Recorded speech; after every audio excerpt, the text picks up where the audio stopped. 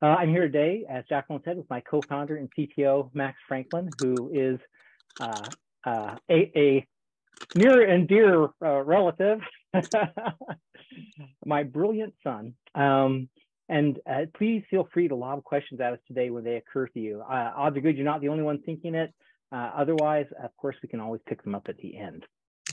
Recap from May of 2022, when we last had the privilege of talking to Health High. Back then, we spoke about how COVID is an airborne disease carried by aerosols that can float in the air for hours like smoke. We covered what people can do to reduce their exposure. You wear an N95 mask, use HEPA or MERV-13 air filters, ventilate with outside air, or sterilize the air with ultraviolet light.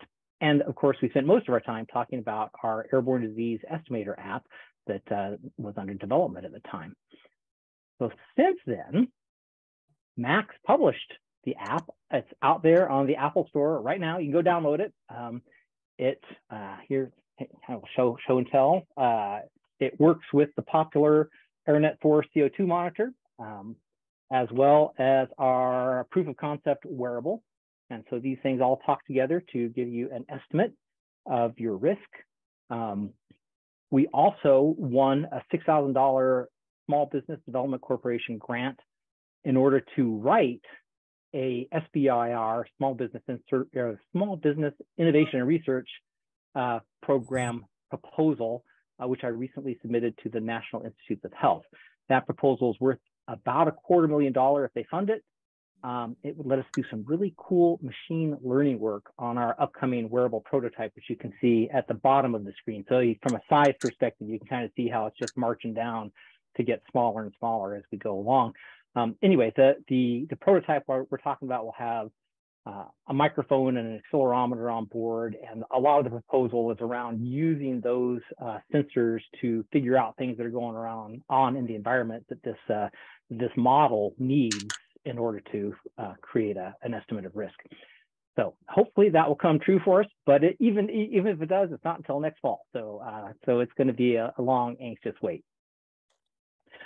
In the meantime, what I'm really excited about these days is a technology I just learned about this summer called 222 nanometer Far UVC Light. So let's unpack that a little bit. UV as in ultraviolet, like the black lights that make psychedelic posters glow.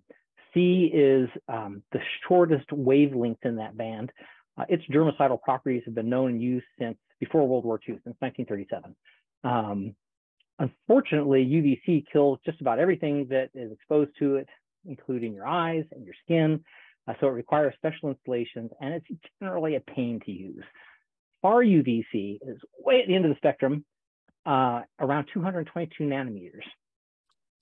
And so that's lots of lingo. Why do we care?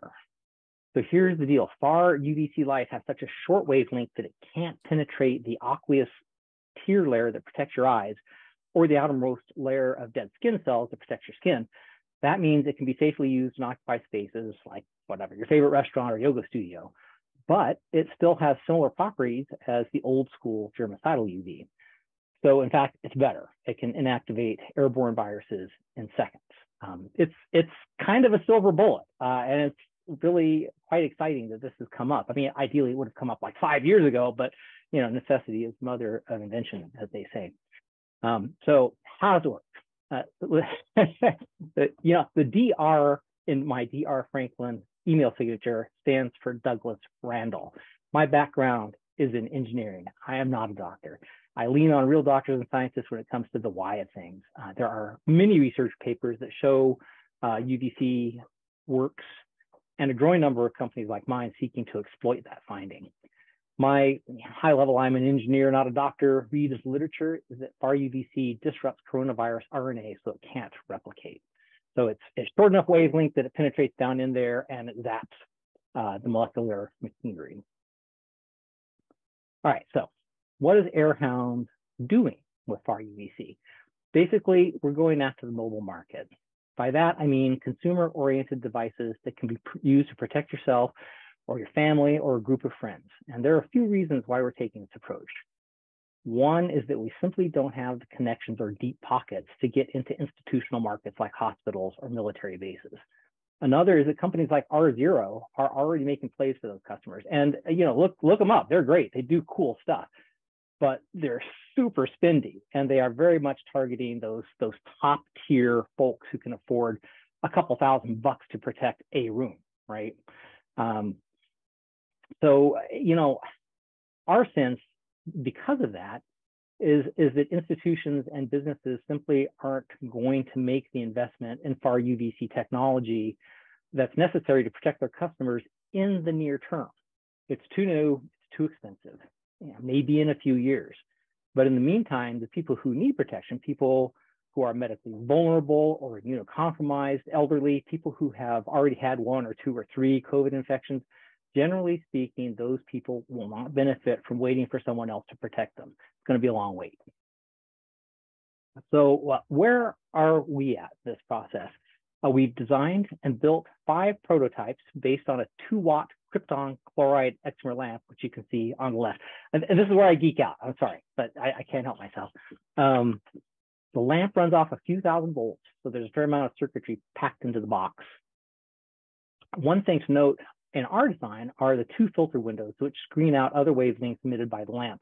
We're pretty much unique on the market so far in that regard. Everybody else is relying on sort of one aperture, and that's because the filter glass is wicked spendy. Each one of those little panes is about $12 out of China, which is, would buy you a complete widget in many cases, but not in this case. So we call them personal health air sterilizers, or phasers. I'm open to suggestion. Anyway, a couple other companies have products based on this lamp, and the general consensus is that it will clear a volume 2 or 3 feet in diameter in a few seconds. Ours is designed to be worn around your neck to ensure it illuminates the space around your face, and the camera's not, there we go, stand up on tiptoes, there we go.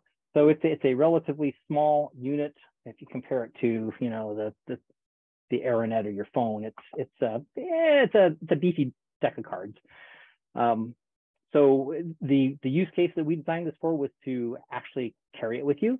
It also works great, I can testify, on a jet plane seat back tray or at the bar if you go out for a drink, in which case, as Max has discovered, it's a great conversation starter. So where are we going with this? We're also building a more powerful lantern-style 20-watt unit that can clear a volume the size of a dinner table or yoga mat. Its working name thus far is Blaster.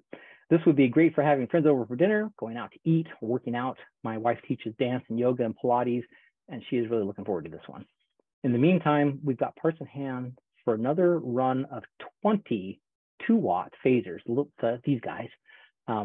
We're looking for early adopters who want personal protection they can control and who will give us, an unvarnished feedback around what they've discovered using it. In return, we'll fix whatever fails and provide free upgrades for the 4,000-hour operating lamp for the Far UVC lamp.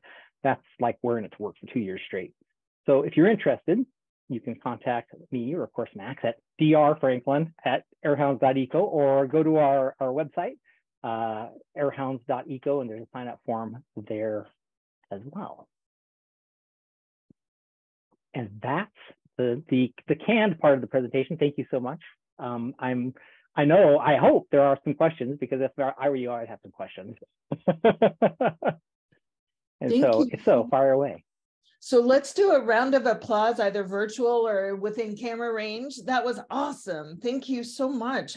I'm excited about your progress. And I know, so I'm going to open it up for questions, but one of the things that I'm really would love for you to address is the psychology of this. You mentioned this during a presentation that we were in, that, one of the reasons that you're focused more on the phaser and the blaster is because what you've learned about humanity. So, but I also see that Rebecca has a question about a few slides back. She asked, I'm curious, would we know any of your collaborators on the grant proposal?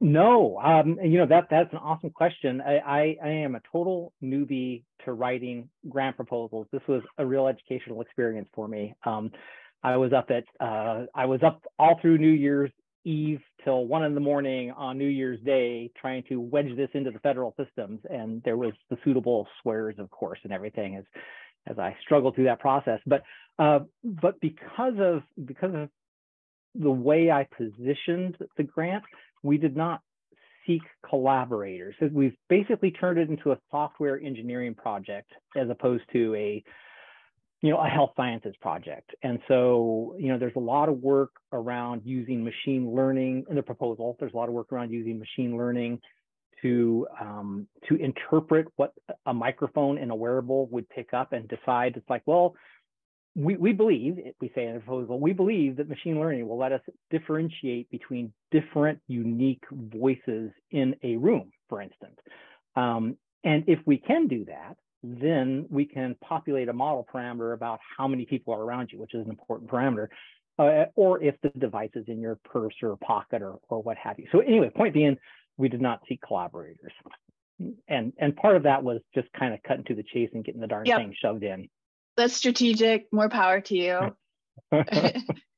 I'm glad you waded through that for that task. So that's great news. Yeah. I mean, I kept telling myself that $250,000 is a pretty good hourly wage for whatever, a couple of weeks of effort, right? But but still, wow, the feds.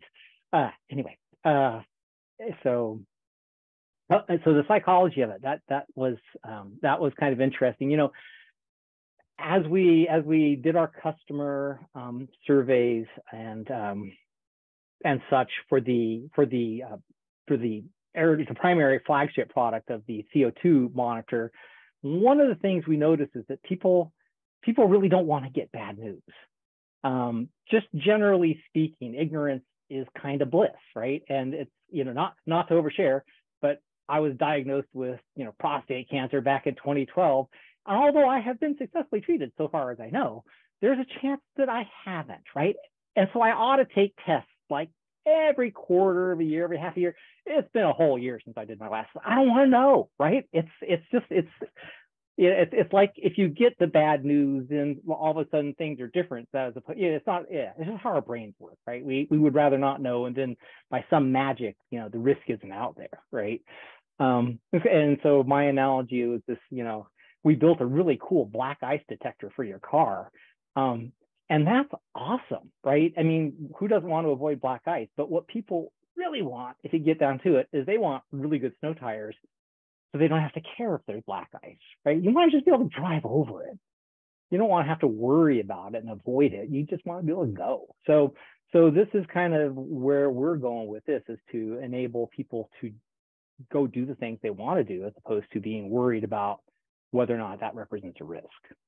One thing, Doug, is I really see this as a nice combination. To have both of the devices together really provides people with some information, both, what the risk is and then how to treat it. So that's awesome.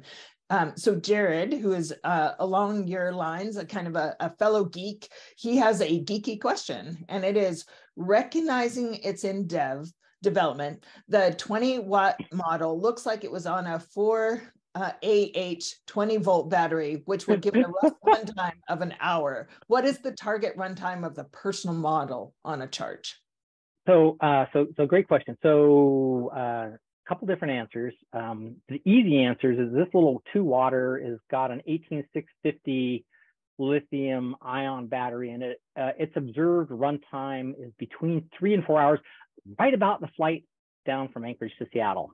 Very convenient. One of our main, customer feedbacks from the prototypes we sold about it already was that they wanted a battery that would last 8 hours, which is hard. And I found some that theoretically will do it, but you can tell. I mean, these are kind of chunky, right? These are big boys. It's gonna increase the weight of the unit almost double it to put that big a battery in. But if the battery's promises are true, then it would run it up to just about 8 hours of runtime. For the 20-watt unit, it's sitting on, my calculations for that 20-watt unit is that it should run about 8 hours. So I may have done my math wrong, Jared, but I think depending on how efficiency the conversion circuitry is, I think you're going to get between 4 and 8 hours off of that big old honkin' Cobalt 24-volt 4,000 milliamp hour pack. Part of the math. Oh, I bet I know. You actually have to convert it up into power first before you do your math, not to get too geeky with people, but you need to do that, that voltage times current capacity, and you're going to get whatever that is, 24 by 4 is 96-ish watt hours, and then you divide it back down the other way again. So anyway, there you go. That answered the question. So lots of questions there, but I'm going to open it up to see if anybody else has any questions.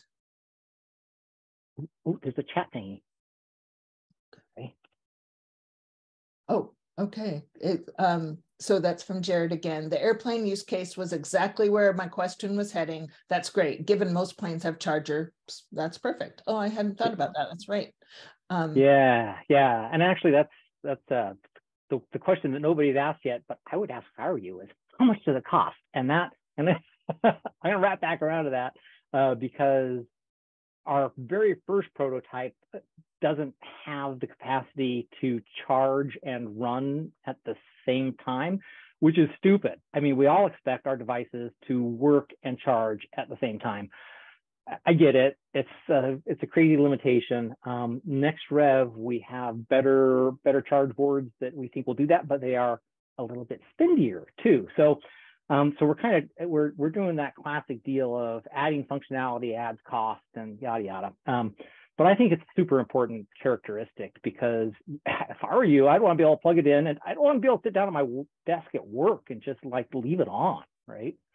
I don't want to worry about the charge. Who's worried about that? But anyway, it takes extra work to do. Awesome. Yeah. It's such a classic example of, how we build these ideas and incorporate, it's iterative, right? And so that's why I love having you here, is because we get to see in real time how to build something like that here. I think somebody else, maybe Kim, somebody else unmuted and I didn't catch it. Is there? Yeah, I just wanted to say thank you, and it was good to be here. I was curious. I work with I lead an association that are providers of services to people with developmental disabilities, and so there's a workforce concerns if somebody is sick and spreading, working in a group setting and spreading COVID, or if you live in a group setting. And so I was curious, and I did wonder about cost, and it sounds like it's pretty early stage, and thinking about like you have 20 available to test. And so I don't know if this is exactly the right time, as healthcare providers are always a little like dubious if it's too early stage, and we don't want it to like, but right. I'm happy to be here because I see that this could be really helpful in home health, home care kind of community services. Yeah, absolutely. I think the fixed installations are, of course, classically what people end up using in a lot of those cases because you can just bolt them to the ceiling and they work. And I'm not against it. But when I see a $2,000 price tag for a light fixture, I'm like, that's a lot of, and then you're going to put one in every room, right? So it's going to add up some. And so the mobile solution is very attractive in that regard. But yeah, I would love to talk more about it. I just to hit very briefly on cost. When we fabbed these prototypes up, we sold 3 of them right out of the gate for $200 a pop. And that's cheaper than you can get anything presently on the market in the same power class. But it's also break even. That's time and materials. That's what that represents. It's like $110 for stuff out of China, and $90 of my time to put it together, basically, right? So 200 is probably about as good as it gets until somebody's making 100,000 of them with a whack kind of thing, right? And I think that the next run of the 2 waters will probably be right about the same, because some costs went down because I bought more krypton chloride excimer lamps, and some costs go up. It should come out in the wash pretty close. The 20 waters are the 20 waters are actually a fair amount more expensive. They're about $100 worth of battery, 60-ish worth of battery, and about 200 of material. So right out of the gate, you're approaching $250-300 just in material costs for those guys, at low quantity. Wonderful, Douglas. I'm sure some of our business development people would advise you to maybe up your price a little bit, but I'll let Melanie. But this is why you should buy them now, because it's a deal. Yeah. All right, awesome. So thank you so much for that. So I'm going to pause for a minute to see if there's one more question, and then I'm going to include something that you and I were talking about before others jumped on. No more questions? Okay, so what Doug and I was asking Doug, like, what can this community do for you, right? I was just asking that classic question. Doug, do you mind not sharing your screen anymore? And that way I can see everybody's faces and things. Stop. Awesome, thanks. So the main thing, what Doug was explaining, is that they wanted to reach out to the populations that they're specifically trying to target. So the reason that we were talking about Kim and other communities is that they really want to ask those questions, like, what is your price point? What are your barriers for buying these and having these in your space? So if anybody hears it, any of those connections, if you could please share them with Doug, that would be awesome. So I'll pause there again. Yeah, that'd be super, super helpful. I mean, we all have our little circles, and mine does not intersect hugely with that one. So, yeah. Right. Well, thank you so much. And now I was going to wonder if Max wanted to share anything as a co-founder. Did you want to add anything to this conversation? You know, I just wanted to say that it's really cool getting to work with my dad, honestly. It's a real pleasure. You know, it's kind of somebody say it's stressful, but honestly, I think it's really cool to get to pair up and do that. And I think you're doing a great job, Dad. Oh, thanks. Glad you're here, because you are a hell of a lot smarter than I am at this point in my life. So. That's awesome. And download the app. Try it out. Give us some feedback if you can. And if you have an AirNet, you know, please mess around with it. Try connecting to it. And you know, feedback is really great for us at this point, because that's what we really need to refine and adapt and make it better. And I'm sure tons of things that we can do to make things better for everybody. So give us your feedback, please. You sure will. Now, Max, how many of those are in the community now? I know I have one, and I've given one to a friend. How many other people are using those? You know, I don't know exact numbers on how many people have AirNets at this point. I don't have a number that I could give to you offhand. I'd have to look and see how many we've distributed to get you a number. I can get you that number. We could probably get you that number, but I don't know offhand. Bought about 20 of them at this point, and probably have 5 left in hand or something like that. 15. But yeah, I think, you know, what I see is that they are probably the most popular solution in sort of the medical Twitter community, if you will.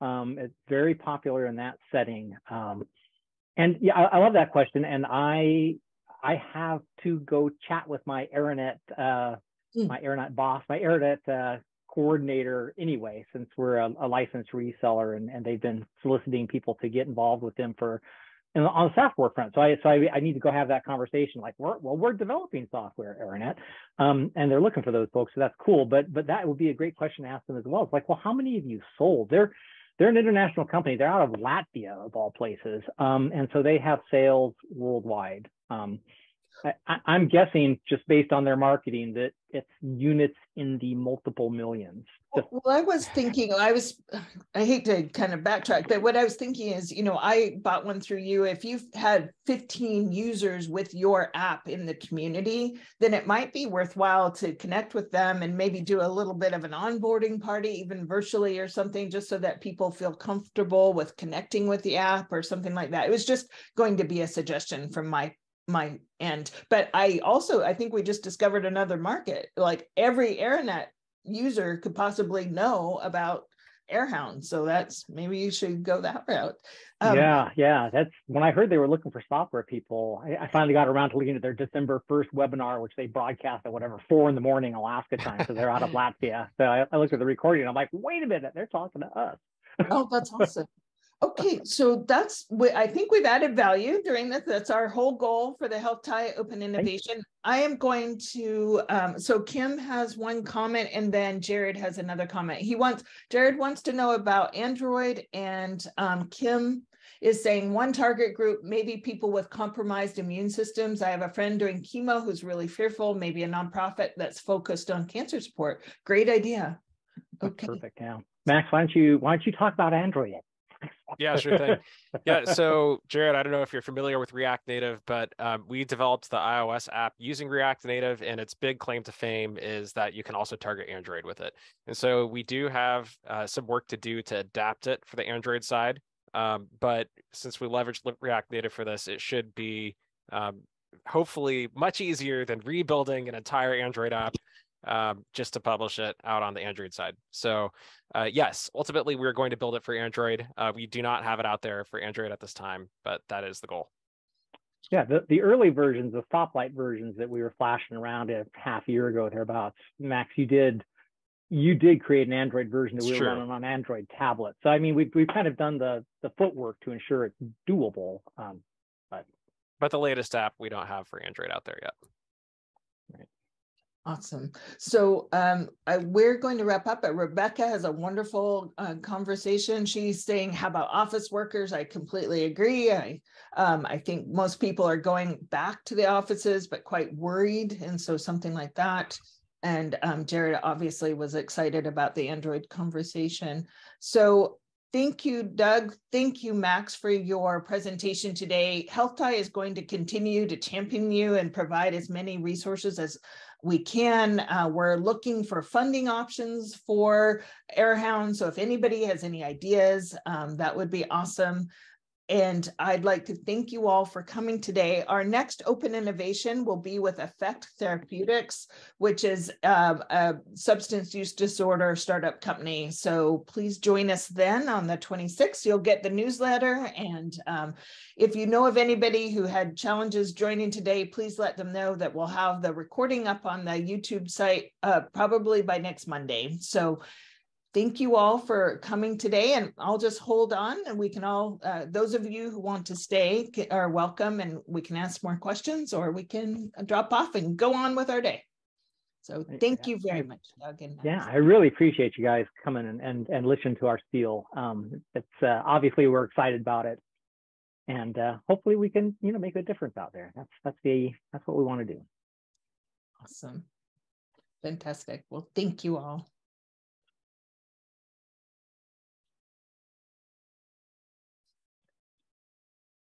Do my best to copy and paste the convo here because I didn't see 90% of it because I was using my hands to talk. I can share that with you too, Doug, just so you know. I can share the chat with you. Thank you. Thank you, Rebecca. I would love, so. I thought I'd stay on after you're done with recording and just chat a little. If you have 2 minutes. Definitely. So go ahead. Yeah, I'll edit this out. So go ahead, Rebecca. What would you like to say? Oh, I just want to say hello and Happy New Year. First of all, yeah, it's been a while since I've been able to log into this meeting, and I just made a kind of a vertical move here at the university from the Institute for Circumpolar Health Studies to the Institute for Social and Economic Studies. Research, yes. What are the other institute? I'm a research professional here, and it's nice to be part of a slightly larger institute and use my skills to support UAA faculty research here as well. But that means that I'm now in the College of Business here at UAA, which is also really great. And I'm learning a lot about the college and the different programs and the faculty, their research, and what resources are available to both students and the community at large. So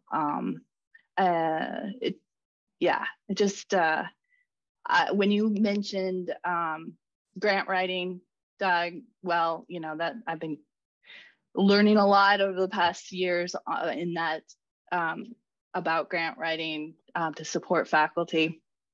And there's even a course now that's being offered this spring in the writing department, specifically about grant writing. And I know it's key and it's complex, but you know, it's a valuable skill. It's a discipline in of itself, man. I am not surprised, having gone through it. It's like, no, people can make a living doing this stuff. People would just do that for what they do, because bang. Absolutely. Yeah, but in that vein, there are some of those resources here and experience that I hope that in the future, should you look for support in that vein. Well, cool. Yeah, that's an awesome suggestion. And I see your other one about the ad sale. That looks. Yeah. Yes, and Helena, she just received some amazing recognition for her efforts here in AI and training up students with some of the skills that cross over with what you're trying to do with this initiative. So, and then she, again, has a lot of experience with finding funding. So I do hope you might just give her a ping, and maybe I can do a warm email intro. That probably, if you're interested. Yeah, okay. Absolutely. I chatted briefly with her via email about it's been almost a year, I think, about the UAA business plan competition. Yes, and that's happening again this spring. Yeah. Good. And so we did chat briefly then, but of course, you know, things have changed. Yes. As they do. Yeah. And time flows and we move on and grow, and exactly. Yeah. Cool. All right. Well, I really enjoyed your presentation. I was at the May 2022 presentation as well and enjoyed that. Thank you. Love to hear of this local work and trying to make an impact on the community health. Thank you. Yeah, well, I appreciate that. Yeah, it's been quite the education for both me and Max. Things that seem like it should be a slam dunk aren't, and then know, conversely, sometimes it's like, you know, this seems like it'd be really hard, and they're all about it. Like, yeah. So, thank you, Rebecca. You're welcome.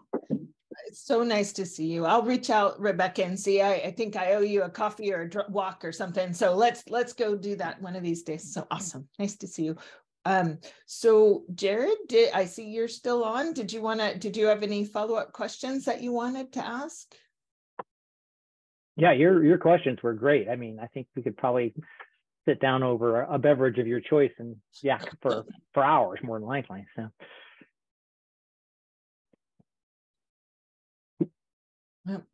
Muted. Yeah, I think Jared sometimes. Oh, he's so I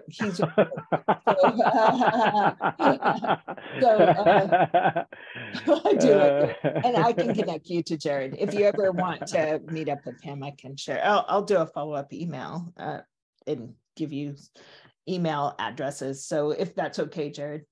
All right. Well, thank you, Max. Thank you, Doug. If you have any more questions or if there's anything else I can do, I will, please let me know. I'm going to connect you to some of the people that we talked to today. Okay. Yeah. Well, I really appreciate the opportunity as ever. You're awesome. Thank you so much. I mean. Okay. Take care, guys. Okay. Goodbye then. Right. Yeah. Thank you so much. Bye.